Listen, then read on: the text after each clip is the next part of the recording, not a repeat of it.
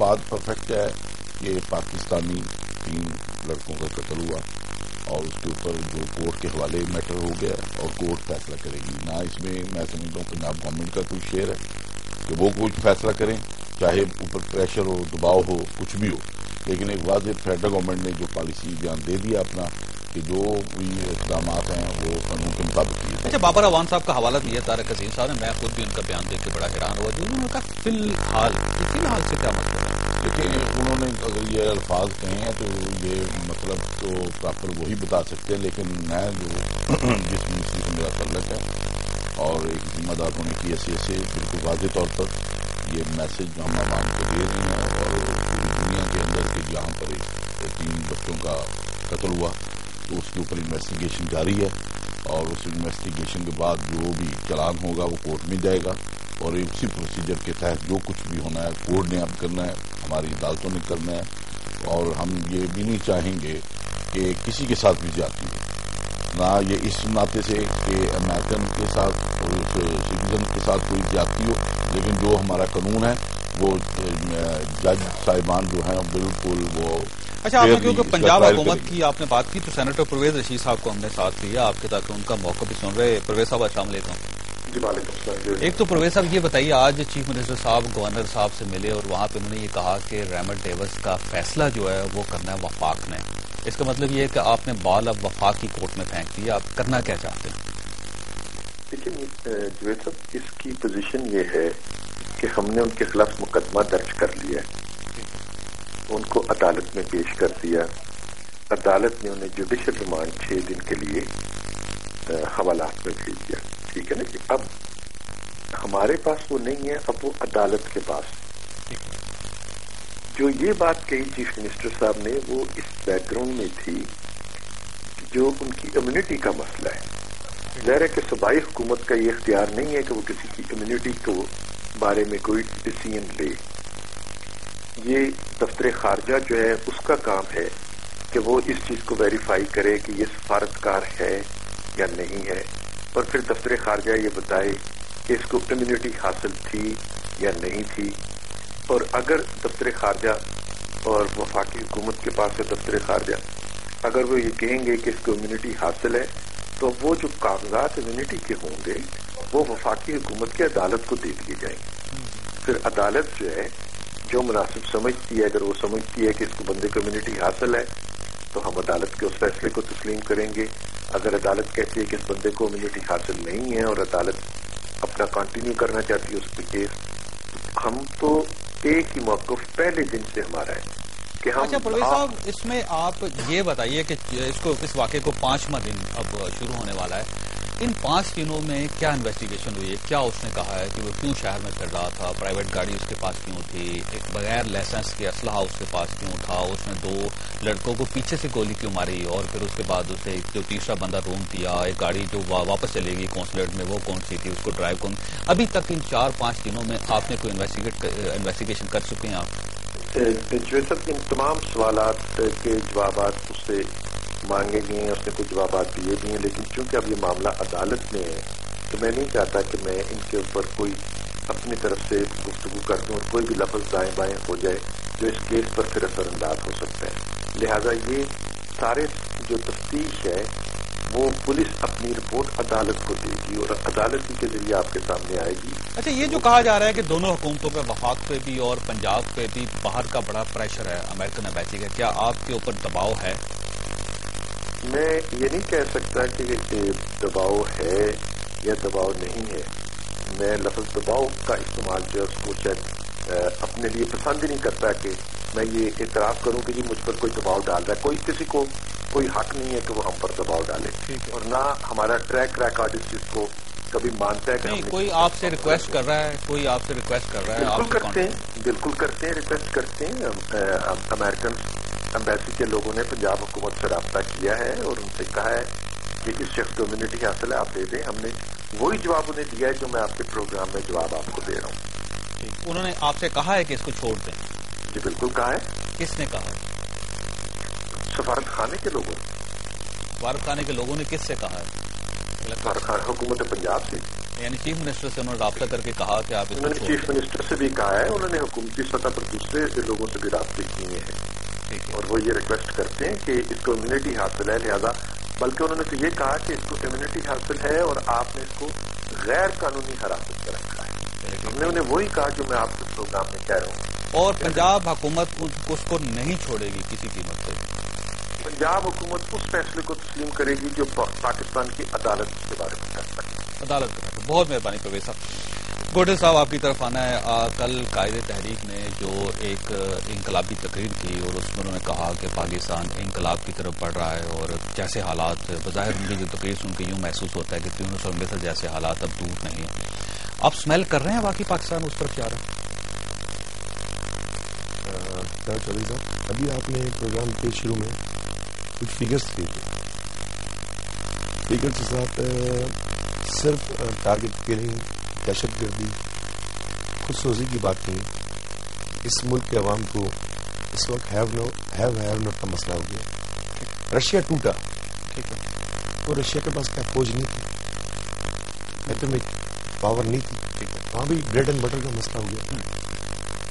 اس ملک میں جو حالات ہیں اس وقت ملک کا 98% عوام جو ہے, جو عام آدمی ہے ملک کا عام, وہ تکلیف کی زندگی گزار رہا ہے. اور جو 2% ایلیٹ طبقہ ہے, چاہے پارلیمنٹ میں ہے چاہے ہمارے سسٹم کے اندر ہے,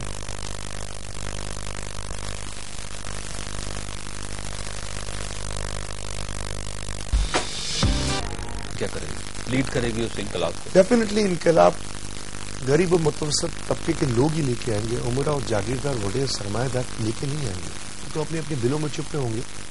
اور اس کا حول دستہ بنے گا ایم کیو ایم قائد چند بھائی. اور یہ اس ملک کی تقدیر ہے اس وقت. اگر آپ نے غریب عوام کے حق ادا نہ کیے, رشوت بازاری کا جو بازار گرم کیا وہ ختم نہ کیا, کرپشن ختم نہ کی, گڈ گورننس ختم نہ ہو, ٹھیک نہ ہوئی. تو اچھا, جو آپ کی بات سے میں نے انڈرسٹینڈ کیا وہ یہ ہے کہ جب اس قسم کے حالات ہو جائیں گے تیونس یا مصر والے, تو الطاف حسین اور ایم کیو ایم اس انقلاب کو لیڈ کرے گی. دیکھیں جاوید چودھری صاحب, استحصالی طبقہ جب غریبوں کے حقوق چھینے گا تو آواز بلند ہوگی. جبر کبھی ہوتا ہے, آپ نے اپنے انٹرو میں کہا آخر کب تک لوگ ظلم برداشت کریں گے. لوگ اس وقت وہ چیز دیکھ رہے ہیں جو شکل نظر آ رہی ہے. دنیا کے مختلف ملکوں میں بھی انقلاب آئے اور لوگ بعض انقلاب کی مثال دیتے ہیں کہ آپ کون سا والا انقلاب لے کے آئیں گے. میں کہتا ہوں انقلاب کبھی ریپلیکیٹ نہیں ہوتا, کسی کاپی نہیں ہوتا.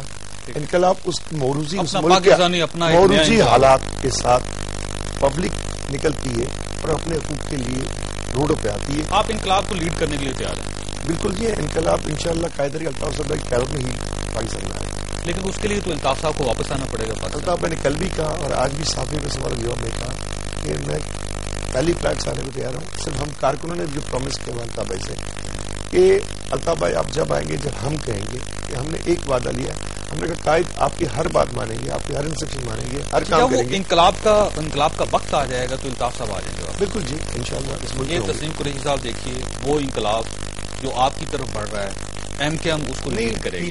آپ اس کے لیے تیار نہیں, مطلب اس کو اس رنگ میں نہ لے کے جائیں. یہ تو حکومت ان کی ہے نا, یہی سب سے زیادہ نقصان ان کو ہوگا. سب سے مطلب جس سے انقلاب میں میرے بھائی بات کر رہے ہیں تو میں سمجھتا ہوں ابھی یہاں پر وہ حالات قطن بھی نہیں ہے جو ہم تیونس اور مصر کے ساتھ اس کو ریزمبلنس دے رہے ہیں.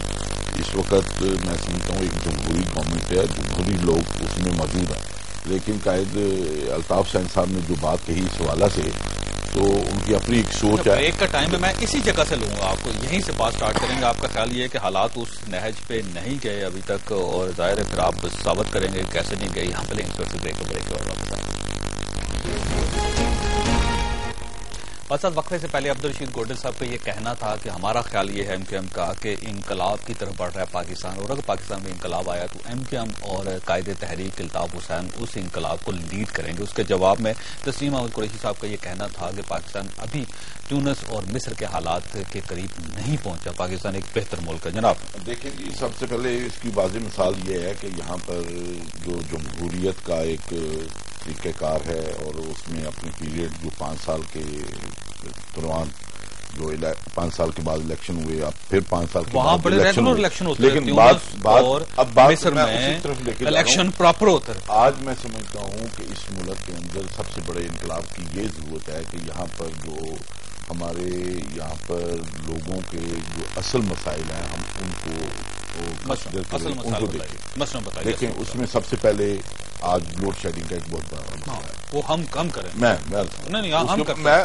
اس کو میں ٹھیک کرتا ہوں، گیس کے حوالے سے بہت بڑا، اس کو بھی میں ٹھیک کر لیتا ہوں. آپ آگے چلیے. وہ انٹرنیشنل پریشر ہونے کے باوجود آپ نے ایران کے ساتھ ایگریمنٹ کیا گیس کے حوالے سے، پھر آپ نے اس کے اوپر بھی اکتفا نہیں کیا، پھر ترکمانستان کے ساتھ بھی آپ نے ایگریمنٹ کیا. اور آج ڈاکٹر سمر مبارک، میری بات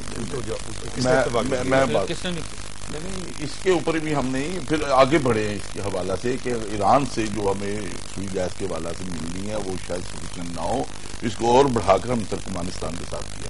پھر اسی طرح آپ کے جو سرفراز کے اندر ذخائر ہیں اس پہ آپ کے سامنے ڈاکٹر سمر یہ ساری عوام کو کیوں نہیں پتا چل رہا قریشی صاحب، یہ چیزیں اتنی بڑی اچیومنٹس جو ہیں لوگوں کو کیوں نہیں پتا چل رہا کہ گیس آ رہی ہے ملک میں، بجلی آ رہی ہے، مہنگائی ختم ہو جائے گی، انقلاب آپ لے کے آتے ہیں کہاں آپ وسائل کے اندر رہتے ہوئے، جیسا وہ انقلاب کہہ رہے ہیں وہ بھوکے مارنے والی بات ہے. انقلاب کی باتیں کرنا آسان ہے، انقلاب لے کے آنا بڑا مشکل ہے. انقلاب ہم اس کو کہتے ہیں، اس چیز کو کہتے ہیں کہ کمزور اور پچھڑے طبقوں کو اوپر لے آنا. یہ جو تیونس کا آپ بات کر رہے ہیں اور جس کی مصر کی بات کر رہے ہیں کہ جی وہاں پہ انقلاب آ رہے ہیں، یہ انقلاب نہیں ہے، یہ تو ایک فساد ہے جس کو فساد کی طرف لے کے جا رہے ہیں نا. انقلاب تو وہ ہے کہ جو مزدور اور کمزور طبقہ ہے وہ چینج لے کے آئے اور وہ خود اقتدار کے اوپر قابض ہو گئے، اس کو ہم انقلاب کہیں گے. تو یہ تو ایک یہ صرف ہمارے بھائی ہیں، بڑے ادب سے کہوں گا، یہ ایک پولیٹیکل سکورنگ ہے، اپنے آپ کو زندہ رکھنے کی بات ہے. اور پولیٹیکل سکورنگ میں وہ یہ سمجھ رہے ہیں کہ ہم بہت اپنا ووٹ گین کر رہے ہیں. میں سمجھ اس طرح ووٹ نہیں بنتے، کسی جماعت کے نہیں بنیں گے، چاہے وہ پیپلز پارٹی ہو. عمل ہمیں کام کرنا پڑے گا. آج ٹارگٹ کلنگ کا بہت بڑا مسئلہ ہے کراچی کے اندر، ہم اس کو ہی نہیں کنٹرول کر سک رہے، ان کو مسائل کو نہیں. اور پھر اس میں ہمارے رحمان ملک صاحب کو جانا پڑتا ہے، پھر ان کی محنت کرنی پڑتی ہے تمام پارٹی کی. تو اس حوالے سے میں یہ گزارش کروں گا ایک انقلاب ان کو کراچی کے اندر ہم یہ انقلاب لے جائیں. میں ان سے گزارش کروں گا کہ ہمیں اس کو پرامن کراچی کو کر دیں. یہ بہت بڑا انقلاب ہے. جب وہ پرامن ہوگا لوگوں کو، میری بات سنیں، جب وہ کراچی پرامن ہوگا وہاں پہ انویسٹر آئے گا، بچوں کو روزگار ملے گا، لوگوں کو مہنگائی کا اوپر بھی افیکٹ کرے گا. جب وہاں پر ٹارگٹ کلنگ ہوگی اور یہ مسائل پیدا ہوں گے، اس میں اکیلا ان کو ذمہ دار نہیں ٹھہراتا، اس میں تمام پارٹیز کی ذمہ داری ہے. ذمہ داری ہے کہ وہ مل کر کریں. اور یہ انقلاب کے بعد کیونکہ کراچی کے اندر میجورٹی ان کی ہے، ایم کیو ایم کی ہے، اور ان کو چاہیے کہ واضح اپنی ایک مثال بنائیں کہ وہاں پر گوٹے صاحب آپ کچھ کہنا چاہتے ہیں ملک کو بچائیں تاکہ لیکن بہت محترم ہے قسم کا ہمارے کہتے ہیں جمہوریت یہاں ہے، جمہوریت جمہور کے لیے نہیں، عوام کے لیے نہیں ہے. یہ میں آپ کے چینل پہ کہہ رہا ہوں، جمہوریت عوام کے لیے نہیں ہے، اس وقت خواص کے لیے، عمرہ اشرافے کے لیے.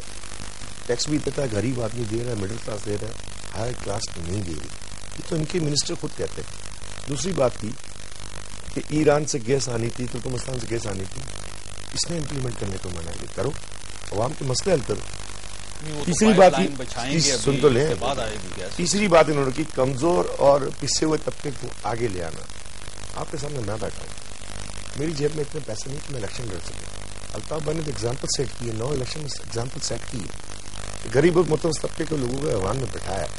اس حقیقت کو تسلیم کرے نہ کرے، میں تو یہ بات نہیں جانتا کہ یہ تسلیم کیوں نہیں کرتے. وہ انقلاب کی ایگزامپل تو سیٹ کر چکے ہیں. وہ اب جہاں بات کی انہوں نے کراچی میں ٹارگٹ کلنگ، تو ٹارگٹ کلنگ تو پورے ملک کے اندر ہے، اور صرف کراچی کی بات کرتے ہو تو میں بات وسیع کر رہا ہوں. آپ کراچی کو بہتر بنائیں، پاکستان کی پارٹی کو دوسری پارٹی. میری بات کمپلیٹ ہونے دیتی. جب وسیم اختر ہمارے ہوم منسٹر تھے، یہ جو صوبہ سنگھ کے منسٹر تھے، اور روپ صدیقی تھے، تو ٹارگٹ کلنگ نہیں ہو رہی تھی. آج آپ کے منسٹر بیٹھے ہوئے ٹارگٹ کلنگ ہوئی، تو اپنے منسٹر کو چیک کریں کہ وہاں کہاں کمزوری ہے ان کی. پہلی بات. دوسری بات انہوں نے کی کہ انقلاب کیسے آئے گا. انقلاب آپ کے محلوں میں بیٹھنے سے نہیں آئے گا. آپ سب کو ہرا بولو، اچھا بولو، نہیں آئے گا. آپ کو یہ نظر نہیں آئے گا کیونکہ آپ بیٹھے ہو جس جگہ پہ، آپ کو عوام نظر نہیں آتی. عوام کا کیا مسئلہ ہے وہ نظر نہیں آتا، کرپشن آپ کو نظر نہیں آتی، بے روزگاری آپ کو نظر نہیں آتی، انتہا پسندی آپ کو نظر نہیں آتی. کرنا ہے ول ہے، ٹھیک کریں معاملات کو. لیکن جب تک اس ملک میں موروثی اور جاگیرداری